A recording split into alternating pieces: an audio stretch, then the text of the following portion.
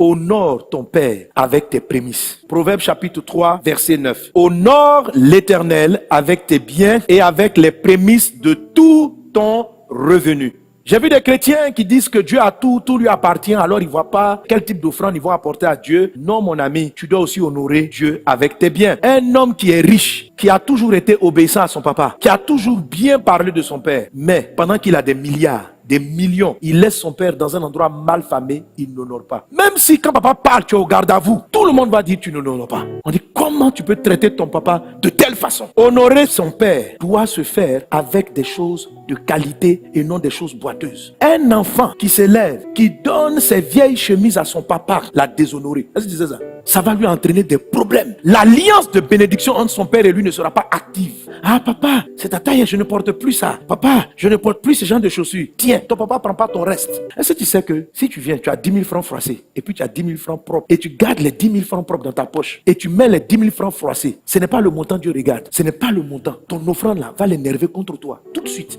Tu vas dire, mais c'est 10 000 francs qu'on a donné, c'est pas 10 000 francs. Tu as donné 10 000 francs sans respect. Dieu n'est pas un mendiant. Je t'ai souvent parlé de Caïn et de Abel. C'est juste une affaire d'offrande qui les a disqualifiés, qui a ouvert la porte à Satan dans la vie de Caïn. Juste une offrande à Dieu. Caïn n'a pas adoré Satan. Caïn est venu faire une offrande à Dieu. Et Dieu n'a pas apprécié son offrande. Et Dieu n'a pas apprécié la vie de Caïn. Si vous ne pouvez pas réaliser que Dieu juge les offrandes, vous allez faire une grave erreur. Si vous pensez que Dieu regarde le cœur, il ne regarde pas ce que vous mettez dans le panier, vous vous trompez. Et c'est ce qui fait que tu es fils de Dieu, mais tu es dans la pauvreté. Dieu n'a pas besoin que tu sois riche. Il a besoin que les biens que tu apportes là. Il dit honore l'Éternel avec tes biens. On n'a pas dit honore l'Éternel avec tes mots. Quand on dit bien là, ça veut dire le côté positif. Il y a bien puis il y a mal. Est-ce que tu comprends? On dit honore l'Éternel avec tes biens. Bien, ça veut dire matériel, mais bien, ça veut dire quand même dans la matière là, ce qui est bien. Est-ce que tu comprends? Quand on dit honorer l'Éternel avec tes biens, ça veut dire il ne faut pas l'honorer avec ce que tu peux perdre. Ça veut dire il ne faut pas l'honorer avec ce qui n'a pas de valeur pour toi. Ce qui n'a pas de valeur pour toi n'est pas un bien pour toi. Si 100 francs ce n'est pas un bien pour toi, il ne faut pas honorer Dieu avec 100 francs.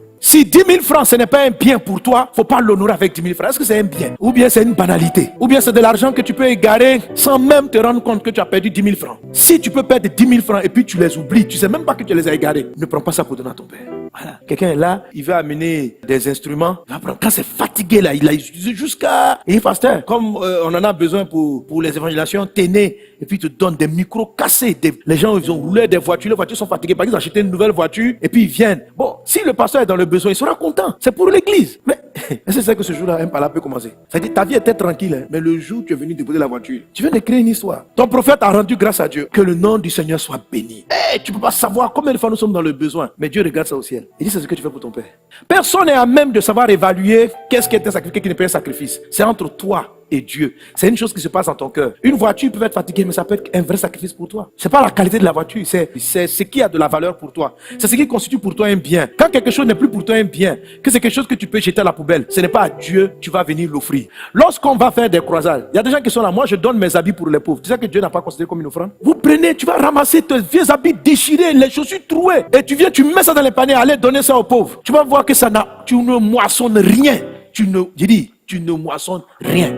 Si tu veux aider les pauvres, que tu veux partager tes vêtements, donne-les quand ils sont encore bien. Il ne faut pas les donner quand ils sont fatigués, quand on ne peut plus les utiliser. Partage-les quand ils ont encore de la valeur. Tu vois? Et ça, ce sont des choses que Dieu n'explique pas. Tu dois sentir ce que tu fais. Tu dois toi-même apprécier que moi, fait une offrande à Dieu en faveur des veuves et des orphelins. Et je dois choisir la qualité. Parce que c'est à Dieu que je fais. Dès l'instant où je le fais à Dieu, au titre de mon Père, à moins que tu fasses une offrande qui n'est pas à Dieu, mais c'est pour les orphelins. Là, c'est autre chose. Mais si tu te dis que quelque chose que tu amènes à Dieu, avec une destination précise, en faveur des orphelins, ça dit Dieu récupère. Et puis tu vas prendre ça pour donner aux orphelins, s'il te plaît. S'il te plaît, il faut faire attention à ce que tu fais. Ne banalisez pas l'offrande. Ne croyez pas que c'est le fait de venir mettre l'argent dans le panier que Dieu regarde. Dieu n'est pas dans la galère. On a cité l'histoire de la veuve qui est venue apporter ces 2 petites pièces dans le panier. Et Jésus a dit, c'est elle qui m'a apporté les biens. Les autres ont donné de leur superflu. Ce n'est pas le montant, c'est le sacrifice. Et Dieu et toi, vous le savez. Écoute, tu ne peux pas blaguer quelqu'un, tu ne peux pas blaguer Dieu.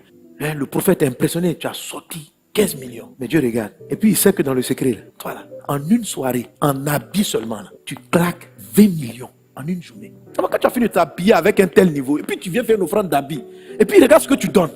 Et ça, souviens-toi, je suis ta fille. Souviens-toi de l'alliance. Si je suis père, ma fille, où est l'honneur? Si je suis ton papa, comment est-ce que tu m'honores? Vous avez été édifié par cet enseignement et vous voulez en écouter d'autres du pasteur Mohamed Sanogo? Abonnez-vous à ses pages Facebook, YouTube, Twitter et Instagram. Ou allez sur la page Facebook de Librairie d'Honneur où vous trouverez ces ouvrages et encore plus d'enseignements. Que Dieu vous bénisse.